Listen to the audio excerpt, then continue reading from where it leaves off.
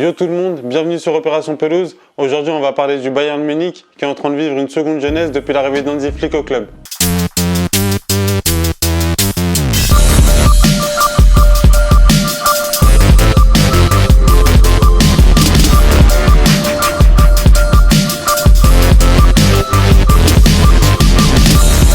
Justement, je me demande si c'est pas la réincarnation d'Heynckes, parce que depuis le départ de Guardiola, pas d'Heynckes, le Bayern, ils sont à la recherche de leur héritage de l'époque. Il y en avait deux. Il y avait celui de Guardiola, qui lui avait le meilleur moyen pour arriver à gagner la Ligue des Champions, c'est-à-dire en arrivant tous les ans en demi-finale, en ayant un projet assez solide justement pour gagner et à domicile et à l'extérieur, surtout dans ces matchs de Coupe d'Europe, pour arriver dans le dernier carré. Et là, après le dernier carré, ça reste les 4 meilleures équipes d'Europe et il peut tout se passer.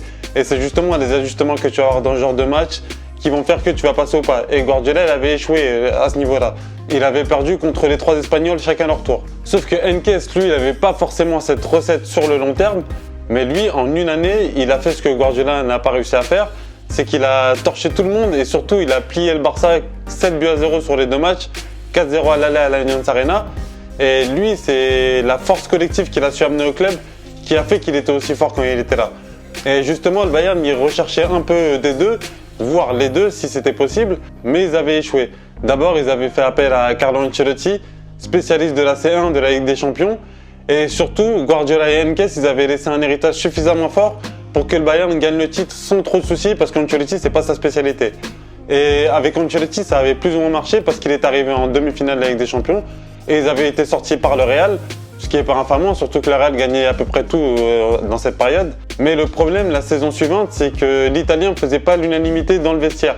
Et c'est justement ça, après la défaite face au PSG 3-0 au Parc, qui était qu'une défaite en match de poule, ce qui en soi n'est pas exceptionnel, c'est pas un truc de ouf. Mais après ça, les relations qui étaient pas bien avec les joueurs, notamment Ribéry et Robben, ont fait que Ancelotti a dû partir. Après ça, ils avaient de nouveau fait appel à Heynckes, qui lui aussi est arrivé au but, entre guillemets, qui était d'arriver en demi-finale. Mais lui aussi, il est tombé face au Real, qui, comme je le disais il y a quelques secondes, gagnait vraiment tout à cette époque.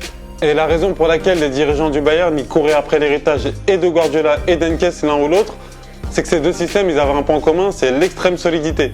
Que ce soit Guardiola par son jeu de passe, son système, ou Heynckes par la force collective que son équipe dégageait.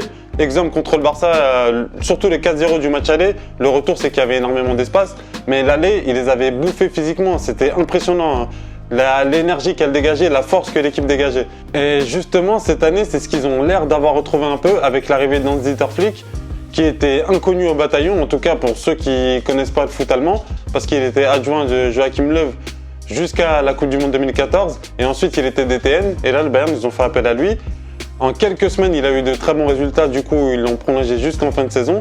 Et là, après le 3-0 contre Chelsea, je vais y revenir, ils pensent même à le prolonger indéfiniment, lui donner un contrat quoi. Et là où la méthode Flick elle marche plutôt bien, c'est qu'on a l'impression d'avoir la même force collective que quand Heynckes il était là, mais là en plus c'est avec beaucoup de turnover et beaucoup d'absents. Par exemple, il y a Soule et Lucas Hernandez qui ont été beaucoup blessés en début de saison. Là, on voit qu'à la base, c'est quasiment devenu son nouveau poste, défenseur central. Au milieu de terrain, il y a la paire Kimmich-Thiago qui paye pas une mine quand on la voit comme ça. Mais techniquement, c'est exceptionnel les deux ce qu'ils donnent. Et même physiquement, dans l'énergie, surtout Kimmich. Parce que Thiago, ça reste plutôt un beau joueur, plutôt qu'un mec qui va à la bagarre. Et ces deux-là, ils sont très bien complétés quand il y a Goretzka qui joue avec eux. Mais bon, c'est pas forcément un seul système qui marche. Parfois, il fait jouer Müller.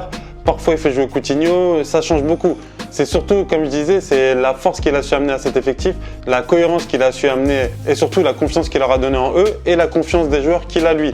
Parce que Niko Kovac, c'était pareil quand il s'est fait virer. Après la deuxième année, bon, lui, on a vu qu'il avait un peu délité l'héritage qu'il avait parce que le Bayern était beaucoup moins solide. Déjà l'année d'avant, à la mi-saison, il galérait un peu et en fin de saison, le Bayern un peu en mode autogestion. Je dis ça surtout parce qu'ils l'ont pas soutenu quand il s'est fait virer. Au contraire même, c'était une des raisons pour lesquelles il s'est fait virer.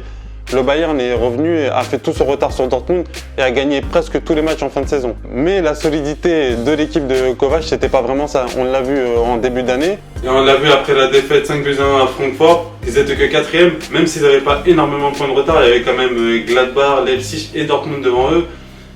Pour un club comme le Bayern, ça fait tâche, ça faisait plusieurs années qu'ils ne s'étaient pas retrouvés à un tel classement. Ils ont décidé de se séparer de lui et même les joueurs ont fait partie de la décision, ils ne l'ont pas soutenu. Ce qui veut dire quand même qu'il y avait un petit truc qui clochait.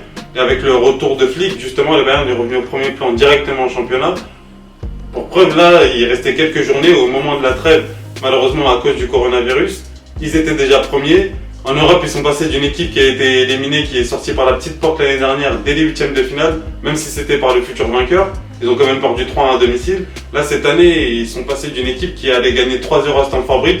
Ça reste un Chelsea qui est sur le retour, qui est pas dans les top équipes européennes.